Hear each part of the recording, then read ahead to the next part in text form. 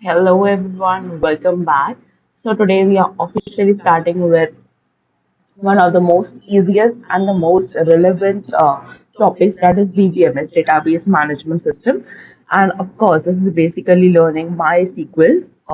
Today we are going to learn all about MySQL, how easy it is, how like relevant you can easily handle it. It's super easy. So let's start with what is database? What are these SQL queries that we use? What is SQL basically? And what is this commands that we place in the database? And is this really easy? I can tell it it's very easy. So let's start. It's a very easy thing we are going to cope up with.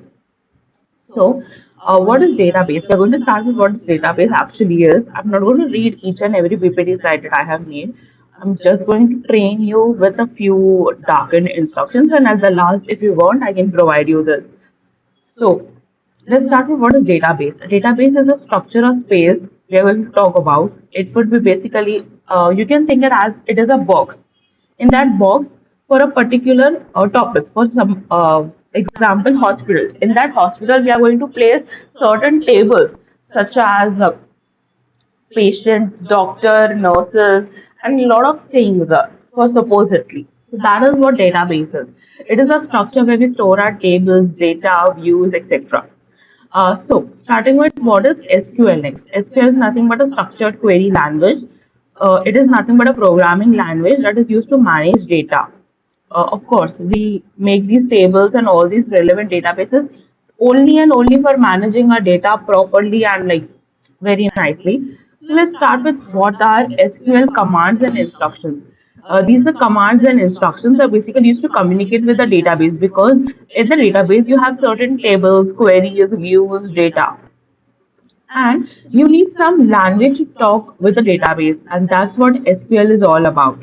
Okay, SQL commands are used to do functions such as table creation, modification of tables, search of databases, relevant search things you're going to do.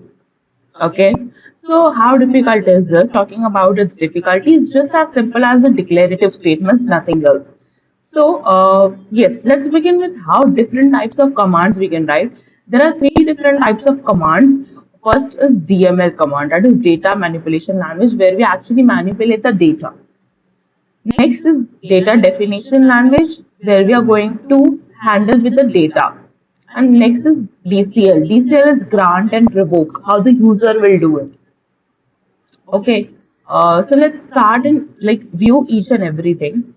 So as told you about, that SQL consists of three facilities, and the three facilities are DDL, DML, and DCL. So what each tell you, let's go into it. Okay, the very first and very important is DDL. DDL is used to deal with the structure of the table, data definition language. So you're going to define it. Define it in what? In structure. Structure को कैसे बनाना है, handle करना है. It's all about that.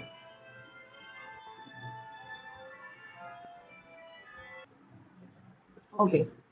So moving on, we're talking about DDL. DDL is nothing but commands that we write to manipulate our tables, okay, the structure of the tables, not the actual data. So what we all do is creating a table, altering a table, and dropping a table. That means deleting the table. Not here, drop means not deleting the entire table. Drop meaning we can only delete the existing records of the table, not the entire structure of the table. Okay. So when I write create meaning we write the statement to create a new table, view all other objects in databases. Okay. When we write alter, we are actually modifying our existing database, existing table which we want to alter. And next is drop. Drop is nothing but we want to delete the records but not the entire structure of the table. Moving ahead, what is DML? DML is actually working with the data. As you can see, select, insert, update, delete. Actually, we work these select queries, insert queries on the data. So data manipulation language is nothing but working with and with data. Okay. So when I write select star from table name, it will select all the records from a particular table It will insert a particular record, update, it will update a particular record, and delete here officially means deleting complete record, like along with a structure. That's the difference between a drop and release. Sorry, drop and release is almost similar. When we talk about truncate, it is one of the commands which are going to talk further. उसमें we only delete the record, not the entire structure. Delete and drop में we drop the entire table. The existing whole table we drop. Talking about grant and revoke, grant and revoke are basically commands which deal with controlling of the database, basically giving the privilege to the user or taking back the privilege from the user. It's all about that. Moving ahead with the create statements. Now, along with these slides, I'm going to teach you each and every command here in the MySQL. Okay, and I hope this works really good because it will be so interesting if you do this. Okay, the very first thing we see here, it is create database name. So let me put my password first.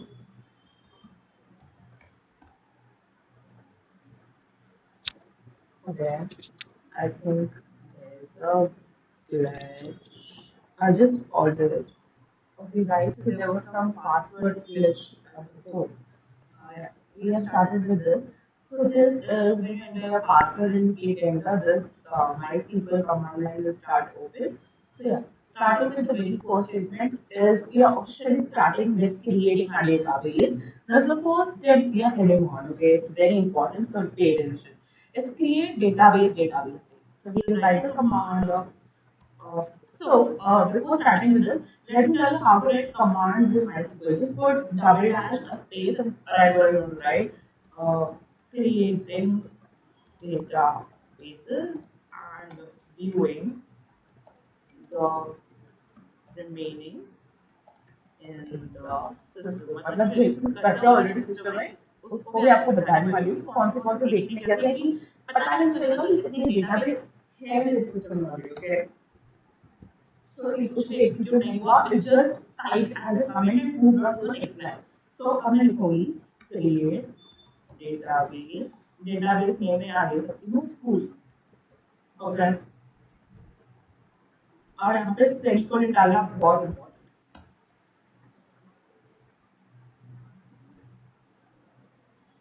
Okay, sorry, database की spelling गलत हो गई. Yeah, you see. The query comes very quickly कि rows are affected. Okay, so moving on. मेरा database बन चुका है. Moving ahead. अभी मुझे देखना है कि once you have created a database, you can actually check the list of databases with the SQL command show databases. तो चलो ऐसे ही चला लेते हैं. Show databases. See, you can see यहाँ पे इतने सारे database बन गए हैं.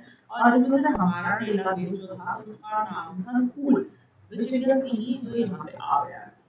Okay, अब मैंने डेटाबेस बनाया है. I haven't used it, so I'll okay, this is a deletion one. I have to, if I have enter into this database, I would write use database का नाम यानी कि use school. Now database change that indicates कि अब मेरा database change हो गया है. Now I am officially in my database. Okay. अभी drop database name.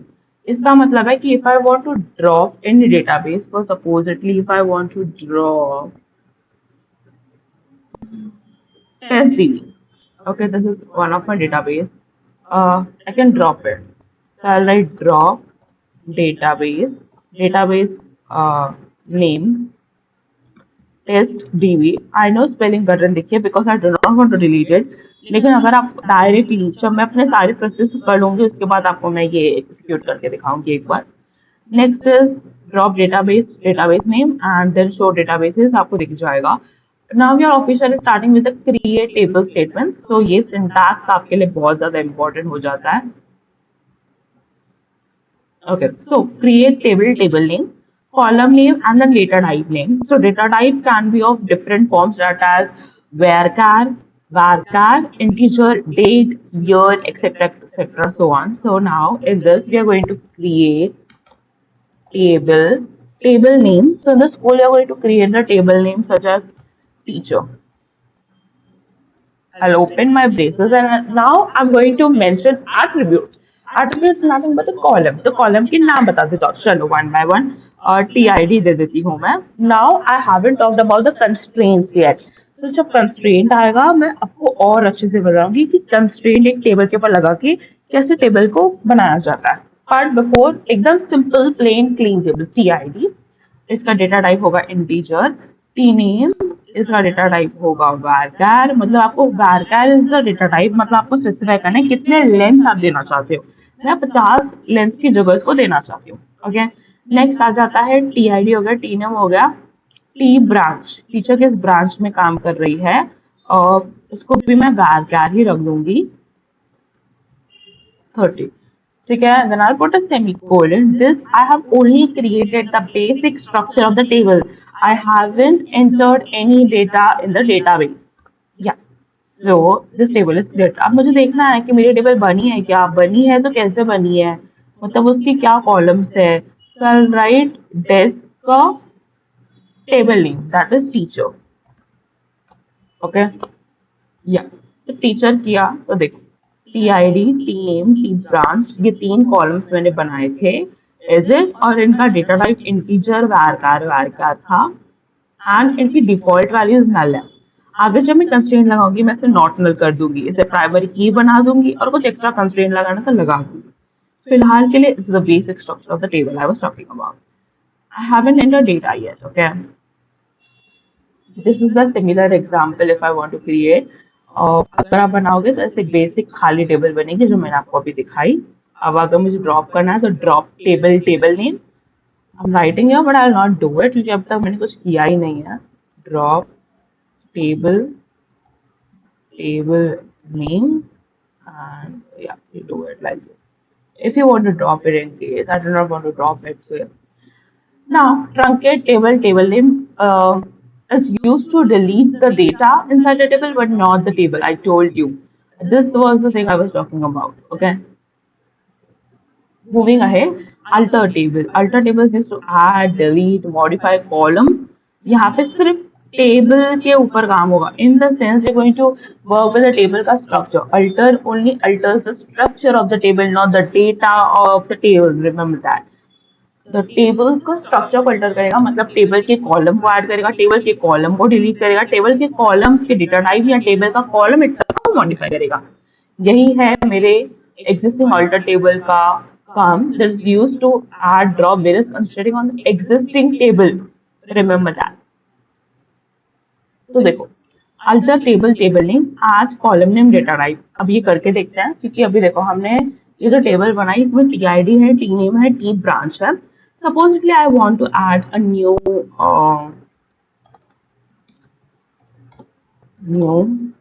column. Supposedly, T salary. Okay.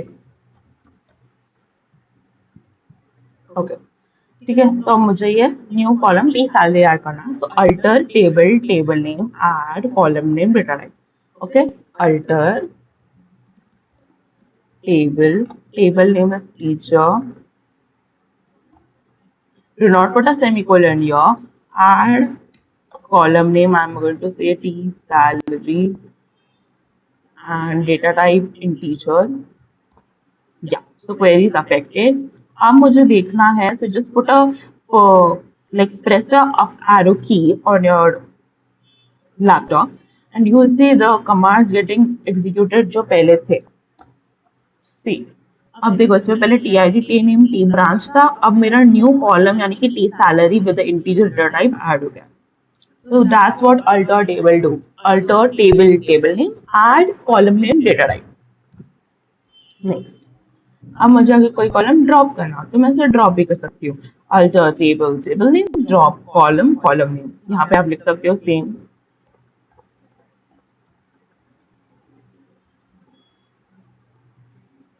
alter table name.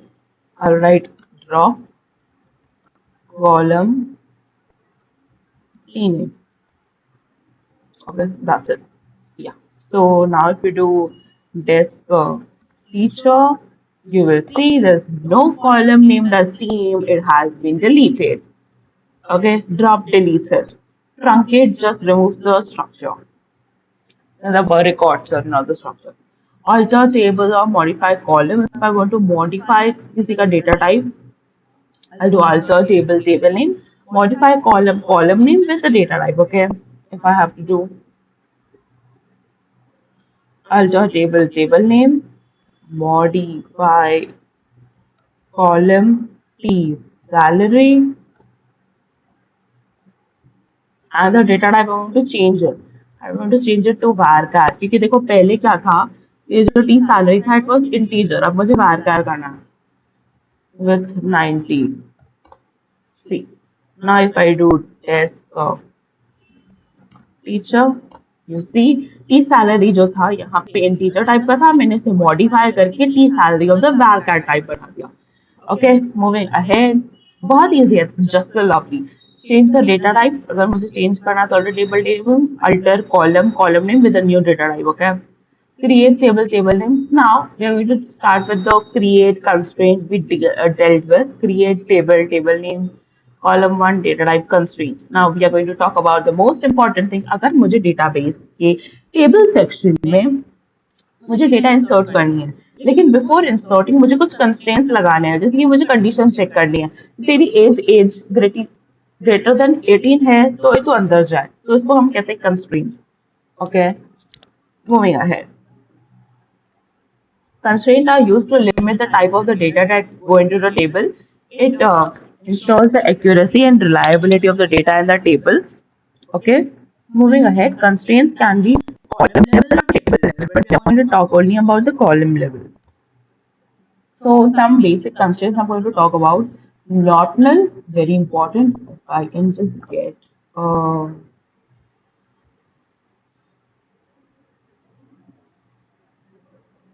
okay. Okay. So if I'm going to talk only about the not null वाला constraint, what it does is ये कोई भी null value को घुसने ही नहीं देगा. यहाँ पे मैंने आपको दिखाया था कि यहाँ पे मेरा default value क्या है, null. यानी कि ये कॉलम के जो वैल्यूज है हमारे खाली हो सकते हैं, बट मुझे ऐसा नहीं चाहिए. How can someone's name do not exist, how can someone salary do not exist. ऐसे कंडीशन को स्टॉप करने के लिए I put a not null constraint.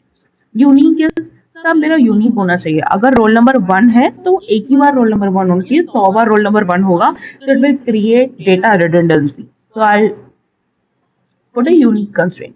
Primary key is a combination of unique and not null. Okay, तो ये क्या करता है, प्राइमरी की अगर आप दे देते हो, it's a very important constraint as well as very important attribute. When you put a primary key as a constraint in your any of the column names, it will ensure that कभी भी मेरा वो column खाली तो नहीं होगा, उसके हमेशा जो भी वैल्यूज आएगी वो हमेशा यूनिक होगी. फॉरेन की जब मैं किसी दूसरी टेबल का की उठा के अपनी टेबल में ले आऊं, दूसरी टेबल का की अपने टेबल में ले आऊं, बिकॉज टू आइडेंटिफिकेशन क्रिएट करना है मुझे दोनों टेबल्स के बीच में, तो हम फॉरेन की कहते हैं. It uniquely identifies a row or record in another table. Okay. Check constraint, default constraint, index constraint. Check constraint ensure all values satisfy the specific condition जो मैं डालूंगी.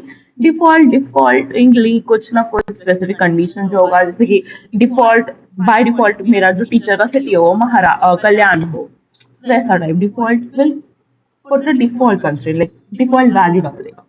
इंडेक्स क्या करेगा, index is used to create and retrieve data from the database very quickly. Indexing तो हमने सीखी हुई है, we have gone through C Python and lot of things. तो उसमें इंडेक्सिंग क्या आता है, एक एरे है, उसमें से स्पेसिफिक वैल्यू मुझे उठानी है. not sure why I'm not getting this.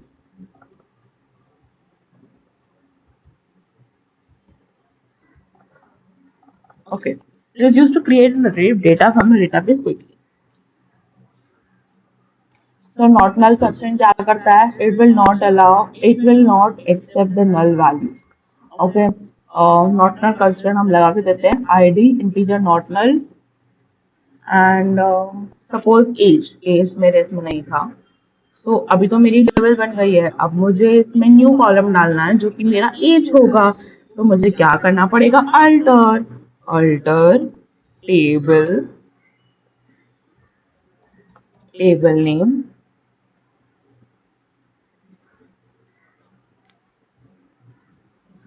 add, देखो मैंने लिखा था ना add a new column, add t salary integer, तो add t age और ये होगा आपका डेटा टाइप इंटीजर। अब मैं इसके साथ एक कंस्ट्रेंट देने जा रही हूँ, very important, not null. Okay, so I do this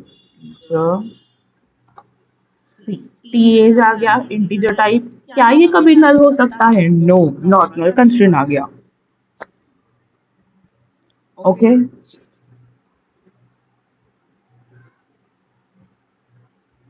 unique and primary की, यूनिक इंश्योर करता है कि सब अलग वाली हो, प्राइमरी की भी वही करता है बट नॉट नल वाली कंडीशन पे ऐड कर देता है, जस्ट दैट। मैं क्रिएट टेबल पर्सन नेम, इसमें देखो आईडी बनाई है जो कि नॉट नल है, ठीक है। अभी आईडी को यहाँ पे सबसे पहले क्या किया है, नॉट नल यानी कि खाली नहीं होगी, तो इसे मैंने कर दिया है यूनिक यानी कि मुझे अलग भी होनी चाहिए। इससे अच्छा I can create a direct constraint जिसका नाम होगा, ये जो हमारे इसमें टीआईडी है, alter table teacher, modify column tid, okay, integer he but as primary key. Yeah, now I do this for teacher. इसी द चेंजेस टीआईडी जो है ये मेरा प्राइमरी की बन चुका है, यानी कि नॉट नल एंड यूनिक का combination.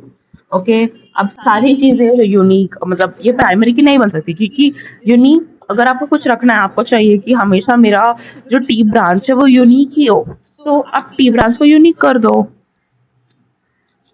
Okay, if you want I can do that, alter table name, modify TID के जगह I'll do T branch, ये तो हमेशा var ही होगा, और प्राइमरी की जगह मैं ऐसे क्या कर रही हूँ, यूनिक, क्योंकि हमेशा तो ये नॉट नल नहीं हो सकता ना, हो सकता है ना कोई टीचर हो जो अभी अभी ज्वाइन हुई हो पर उसका कोई ब्रांच ना हो, तो unique.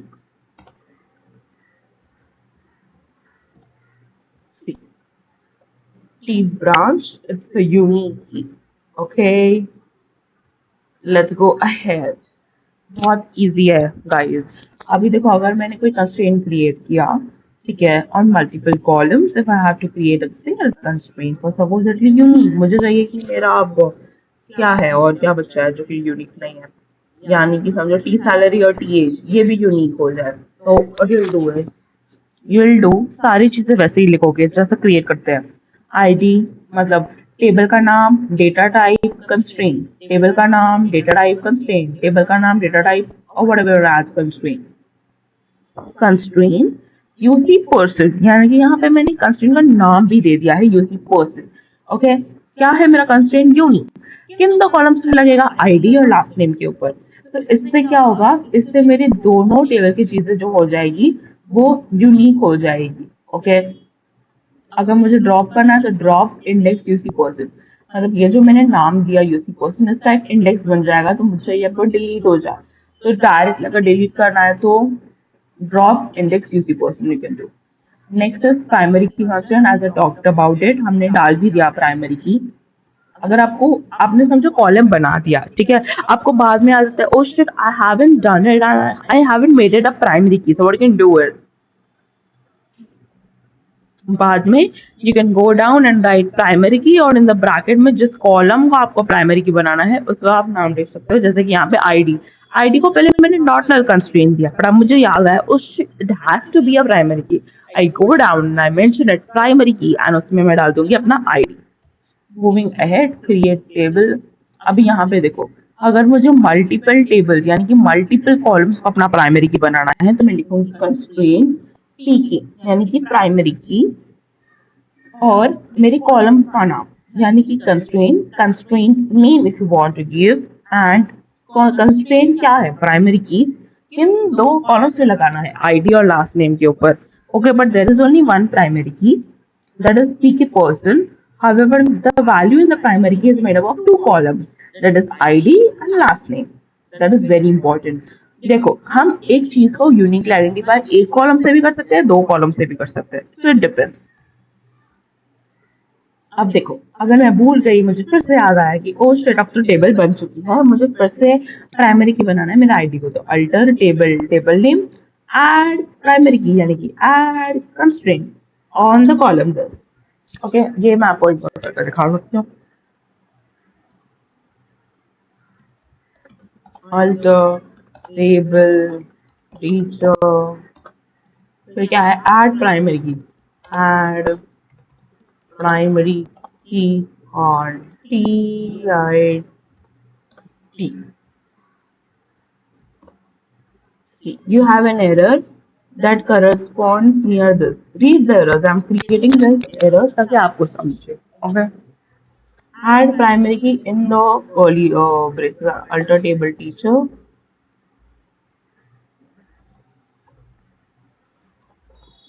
See, multiple primary key defined, यानी कि ऑलरेडी मेरा TID एक प्राइमरी की है, I can not redefine it as a primary key, so ये एरर आ जाता है multiple primary key defined. Okay, alter table drop primary key, अगर आपको चाहिए वो प्राइमरी की निकल जाए, फॉरेन की अ वेरी गुड थिंग, क्योंकि अब हमारे इसमें दो टेबल नहीं है, मैं एक और टेबल बनाना चाहूंगी, क्रिएट टेबल कॉलेज, ये CID इंटीजर। अभी देखो मैं क्या करूंगी आपके लिए, I will later define it as a primary key, CID integer comma cname varchar।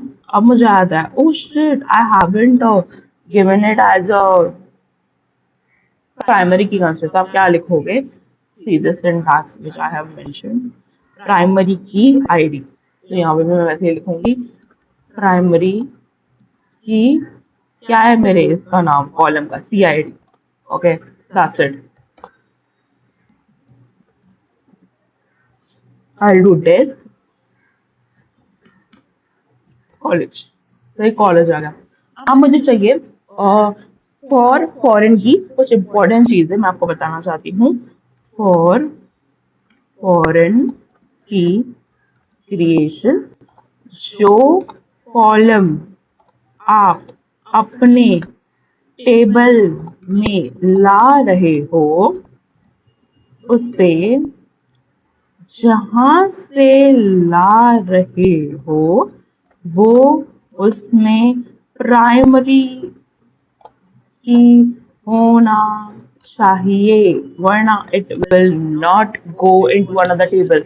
Supposedly मैं चाहती हूँ कि कॉलेज का CID मेरे टीचर वाले टेबल में जाए, तो उसके लिए ये जो CID है इसे ऑलवेज एंड ऑलवेज प्राइमरी की होना पड़ेगा, very important. Okay, and next कि जो भी आप बना रहे हो उसे हमेशा प्राइमरी की होना चाहिए, and that's it. That's the only important condition which I was talking about. So foreign की कैसे लिखते हैं उसका हम देख लेते हैं अभी syntax. So going ahead, SQL foreign key is used to link two tables together. I'm going to link teacher का table and the college का table together with the foreign key या CID. मतलब CID कॉलम उठ के मेरे teacher table में चला जाएगा अभी। Okay,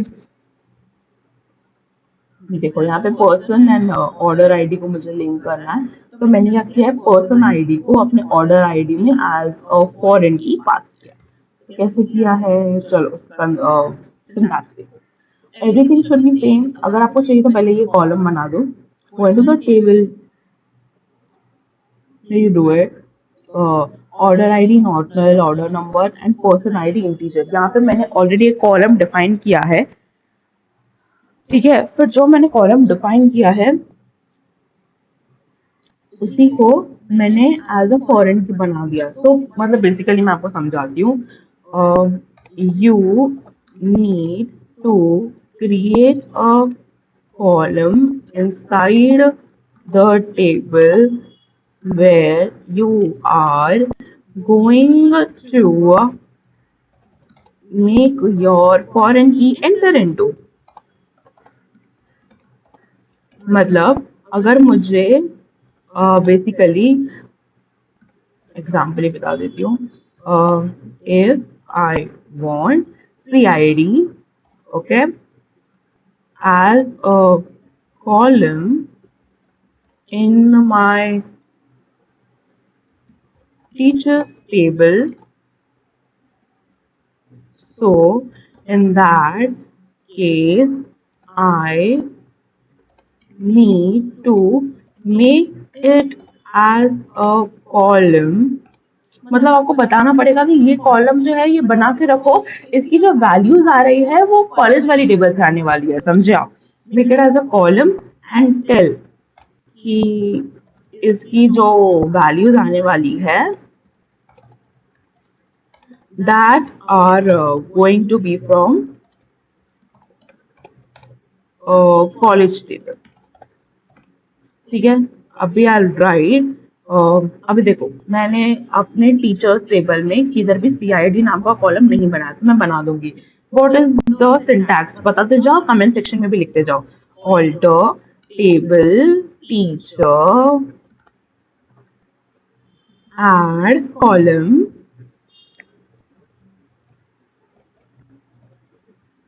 CID column add column column name and with the data type. Data type क्या होगा यहाँ पे, इंटीजर ही लिख दो. हो गया. Now if I do desc teacher, उसमें मेरा CID नाम का जो कॉलम है वो ऐड हो गया है. लेकिन ओनली कॉलम ऐड हुआ. अभी तक मैंने दोनों टेबल्स को लिंक नहीं किया है. आई हैवंट मेड अ फॉरेन की दैट इज लिंकिंग टू. मैंने सिर्फ एक कॉलम बनाया. This is only column creation. ये तो कोई भी कॉलम हो सकता है, राइट. मैंने सिर्फ एक कॉलम बनाया. अब मेरे को लिंक करना है, तो अब बेसिक लिंकिंग की बारी आएगी. फॉरेन की देखते जाती हूँ. फॉरेन की जिस में आप डाल रहे हो, ओके, आप किसमें डाल रहे हो, CID में.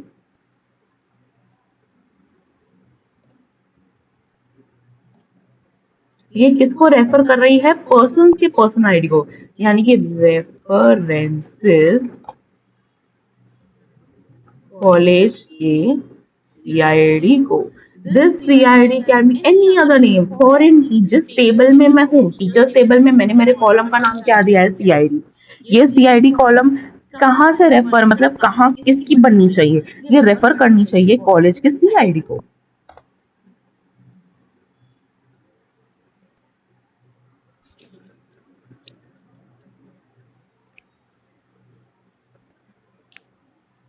अभी देखिए इसमें एरर क्या है. You have an error in the SQL syntax. Okay, I feel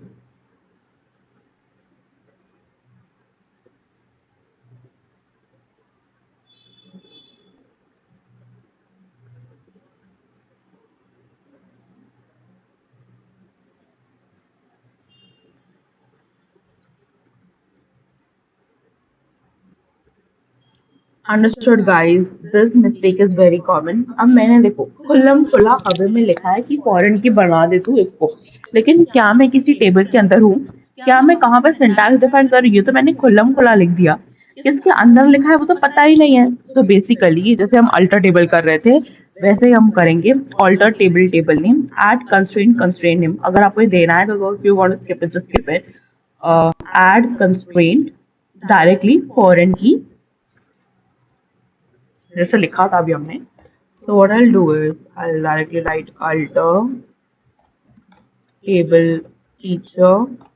उसके अंदर I'll write add constraint, क्योंकि मैं इसे बाहर लिख रही हूँ टेबल के. ओके, अगर मैं टेबल के अंदर लिख रही होती तो मैं डायरेक्ट लिखती थी कि फॉरेन की बना दे तो इस पर्सन आईडी को, ये जो रेफर कर रहा होगा पर्सन के पर्सन आईडी को, यानी कि तो फॉरेन की बना दे CID को जो कि रेफर कर रहा होगा कॉलेज के CID को.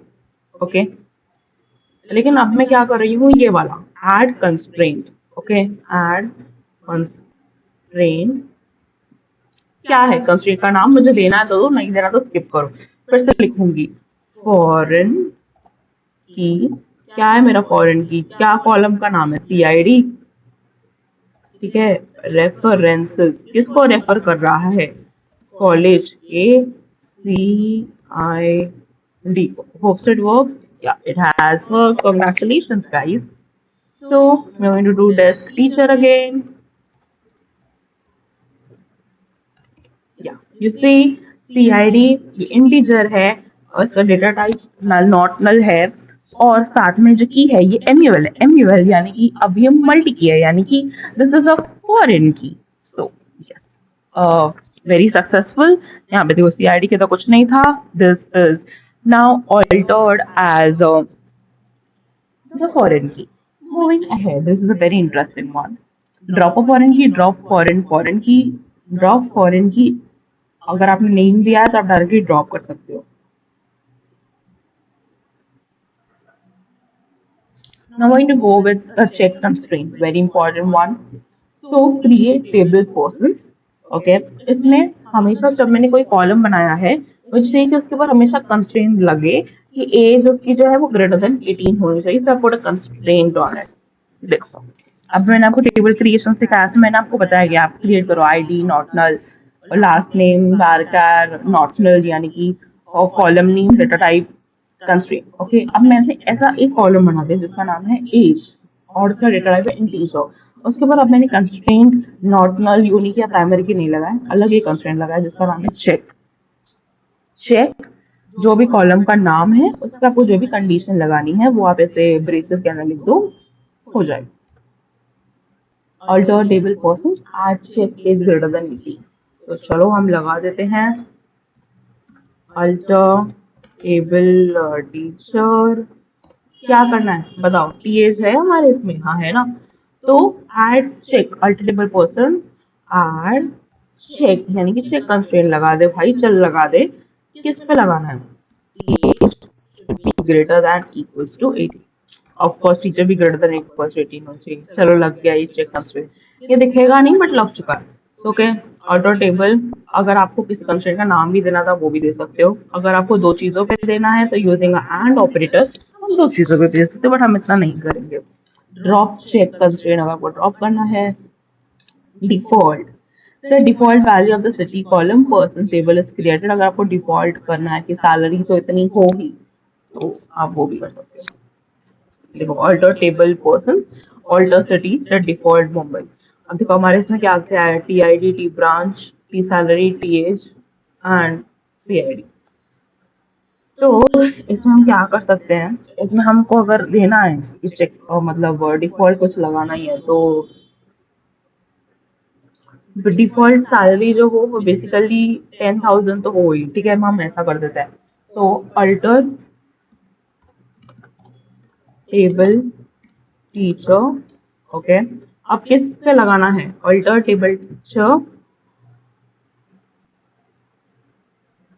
Alter column name.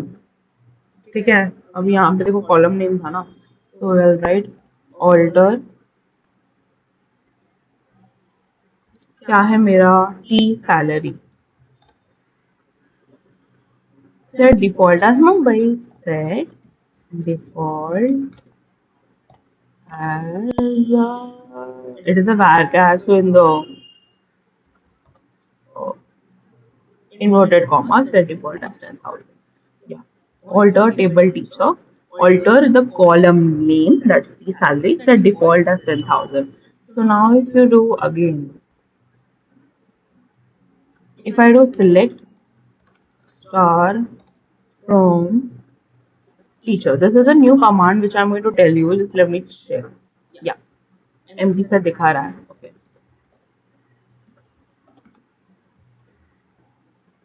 या यहाँ पे देखो डेस्क टीचर किया, तो बेसिकली जो मेरा डिफॉल्ट वैल्यूज थे, डिफॉल्ट देखो हर जगह नल नल, लेकिन मेरी टी सैलरी का जो डिफॉल्ट है वो क्या हो गया, 10,000 होगा। तो यही कमाल होता है हमारे इस डिफॉल्ट के कंस्ट्रेंट का। क्या करो, अल्टर कर लो और हमारे कॉलम नेम को सेट कर दो डिफॉल्ट एज 10,000। ओके, अगर मुझे डिफॉल्ट सिटी या डिफॉल्ट ब्रांच IT सेट करनी है तो मैं हर जगह IT नहीं डालते बैठूंगी, तो ये कंस्ट्रेंट काम आता है।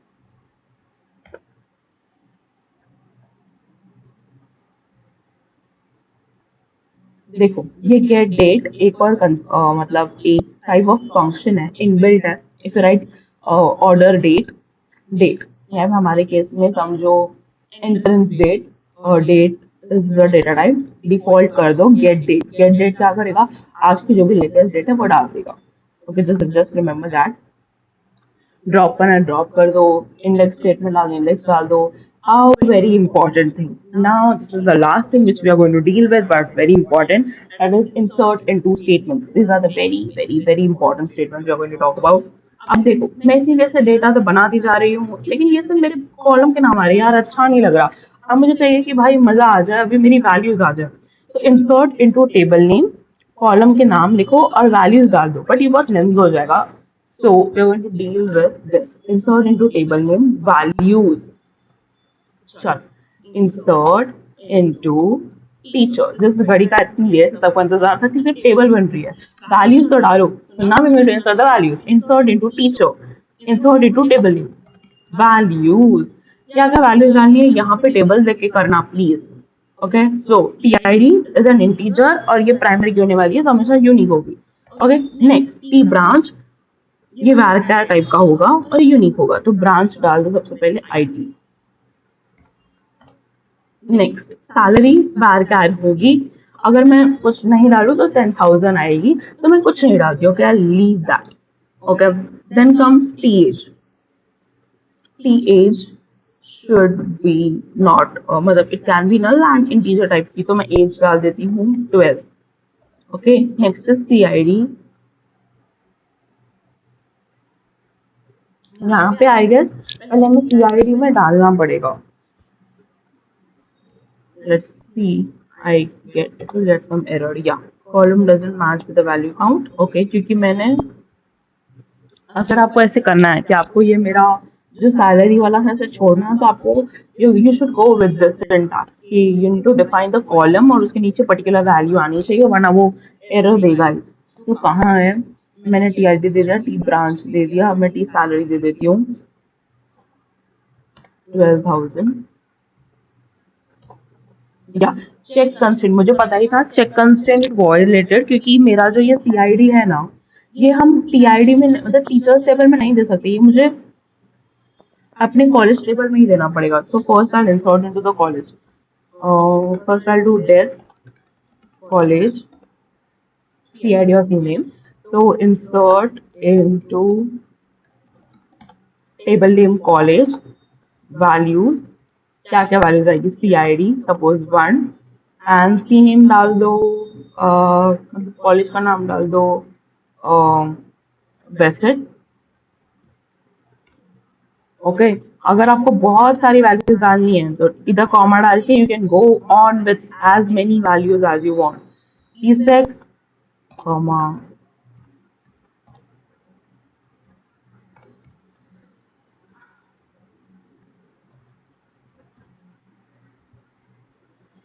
it is some of the college I don't know. Okay, yeah.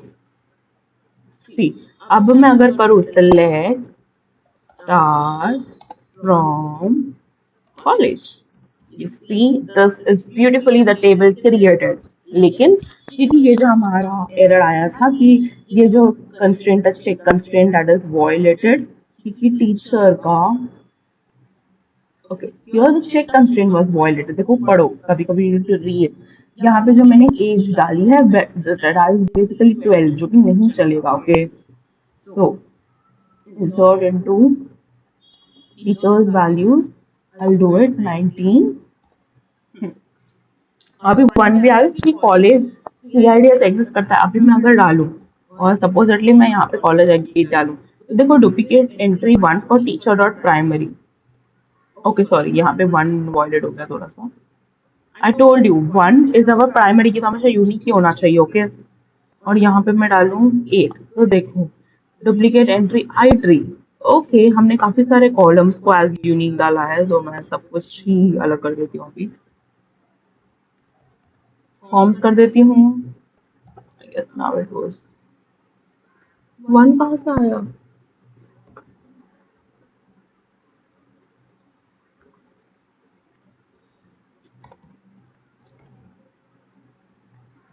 Okay, hope now it goes good.